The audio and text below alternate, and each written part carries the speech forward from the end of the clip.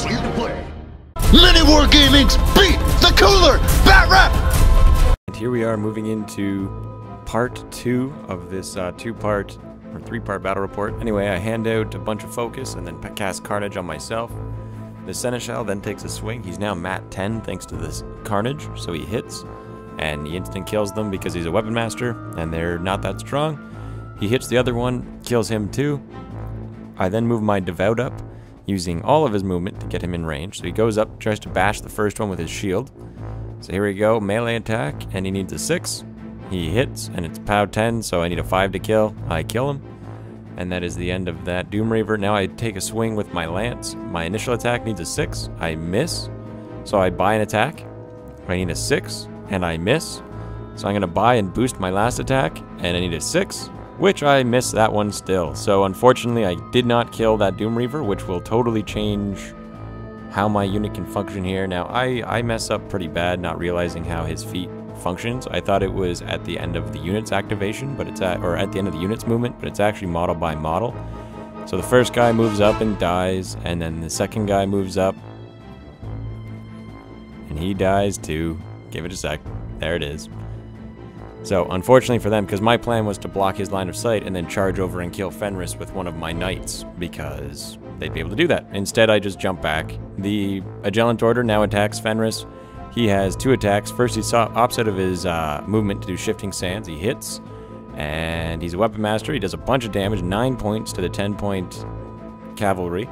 Second attack hits as well, thanks to Carnage, and does just enough damage to finish him off and dismounts him. But because he is able to deploy on the back end of the base, he's not in my melee arc. Here we've got the Paladin moving over, doing Impervious Wall once again, and my Bastion's lining up, getting ready to fight after this. So they all line up and get in position, basically getting ready because I know I'm going to have to counterattack after this turn. And we almost forgot that he got to do his damage from his spell against my Devout, which we ended up doing afterwards. And my Knights Exemplar move up and take cover behind the Seneschals. After that, we've just got the Vigilant, and he just kind of wanders up right to the edge of her zone, more or less. So we move into the Khador turn. He gives out a bit of focus to the, what is he called? Scrapjack, and the snipers move further into the forest a little bit just to try and get a little bit of cover, or at least mess up my charge lanes a bit. Charge lanes. And then he decides to shoot, so he's aiming at my Bastion. He hits. And dice minus 6, he does no damage. Second one, taking the same shot. 4 to hit because he doesn't have the aiming bonus. And then dice minus 6, he does good solid 3 points of damage.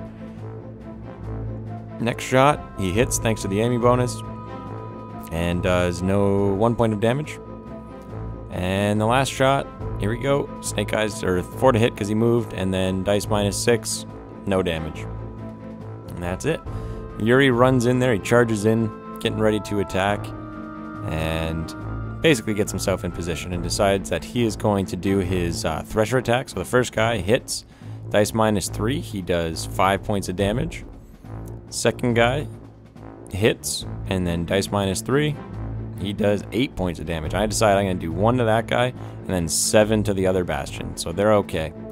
And now the other one attack couldn't hurt the pally, so that's that. Fenris now takes a swing at the Agellant, which misses, so my Agellant can make a full advance and moves into the back arc of Fenris, so that Fenris can't wander off, and that way he can kill Fenris in the next turn. Or at least, and also be in a better position to jump on the Khador objective. Scrapjack moves up, attacking my Jack, but I get defensive strike, which hits first, and then dice minus 3 for damage. I do 5 points of damage to his 4. So there we go, 1, 2, 3, 4, 5. But unfortunately, the way Scrapjack is, he's spread out all over the place with his damage columns, so I couldn't really do a lot. He hits me with his first initial, and then he boosts the damage at dice minus 5, or dice minus 6, sorry, and does 1, 2, 3, 4, 5. Now he has his second initial attack, hitting on a 6. It misses, so he then buys an attack, once again hitting on a 6, which hits, and then dice minus 6 does no damage, so my Devout is quite alright. He moves up with one of his Doom Reavers, getting into position, the other one shifting around the Seneschal, and then the final one also shifting around the Seneschal, because he didn't want to walk out of my melee arc, seeing as the Seneschal will certainly kill him if he does. So here we go, attacking the Knight, he hits him and kills him, and that's the end of him.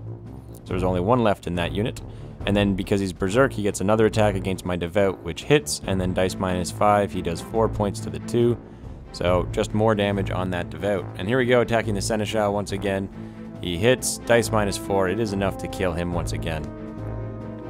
Now here we have the Colden Ward handing out a focus to the Spriggan once again. The Old Witch moves over to dominate the objective, and she then spends 3 to use her Blood Rain or Raven Call or something. It's an AoE that does damage if I enter it. If anyone not part of his battle group jumps into there. And then teleports Scrapjack back anywhere within 2. Not wholly within, but just within 2 inches. And then the Spriggan jumps in front, and the Kodiak jumps in front. And so here we go, he's all there. We move into the Menoth turn, my Seneschal is dead. So now there's a bit of a debate here how I have to do this, because he's now scored a point for dominating his own flag. So I gave some points to my Devout, and then ran my Seneschal, or not Seneschal, my Exemplar over to the far side of the flag, and then the other guy just moved up. Now I use my feet, so I can be placed 2 inches, and any models beginning their activation within my control can also be placed 2. And then she then charges the Seneschal, or the Exemplar. Man, I keep messing that up. Unfortunately, she's not able to reach and can't end on top of the flag, so she stops right there. My Knight Exemplar then flashes over the wall thanks to the feet and gets to make an attack, but he misses against the Doom Reaver, which is certainly upsetting.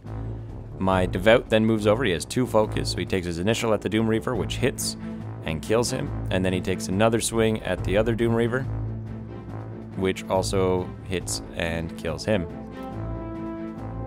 Or rather, I missed. Anyway, Pally then gets his 2-inch place, sacrifice movement for Impervious Wall, then takes a swing at the Yuri the Axe, which hits and kills him. Splat.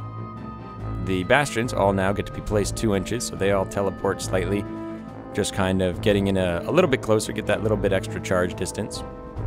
So they all teleport up now. It's pretty much, they've got to try and kill these Widowmakers and close the gap against the Khador here. So first one charges in, second one charges in, third one charges in, and they are all able to make it. They do all have reach, but these guys unfortunately have to run. So he runs 2 and then 6 and gets engaging the other one. And the last guy just runs up and gets in position. Here we have my first attack, which misses. Second attack on the next Widowmaker, misses, and my third attack on the last one hits, and then that kills her. Here we go, I get a 2-inch place and then a 5-inch move on my Vigilant, which was not quite enough to get him engaging that Doom Reaver, which is unfortunate. And now my Agellant is punching Fenris in the back. First one hits, second one hits, and then we finish him off and we kill his Berserking solo guy. And we move into the Khador turn. Now he scored another point because I wasn't able to contest. So, certainly unfortunate for Menoth. And I'm in trouble. So now he's attacking my Bastions with his Rifleman. Does 1 point of damage to the first Bastion. Second one goes to take a punch. He needs 6 to hits. He misses. And then the last one hits. And then it's dice -8. And he does 3. So he actually does 4 points of damage as though they were sniping. Or 3 points of damage. Or 4 altogether. Yeah, that's what I was trying to say.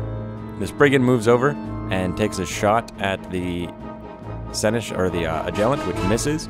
So it then deviates, but it can't deviate far enough to not hit him. And then he boosts the damage. And I found my tough. So that is the end of my Agellant, which is certainly upsetting because he's kind of amazing. So here we go, defensive strike, or rather we were going to get the defensive strike, but he adjusted slightly so that that wouldn't actually be the case. And so he kills my Exemplar, and that's it for him. And I, of course, don't get defensive strike against the other guy because he never left and entered my melee.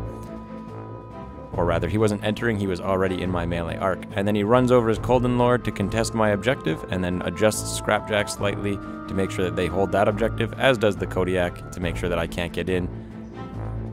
And then he upkeeps his abilities. So stay tuned for part 3 and see if I can get to that old witch.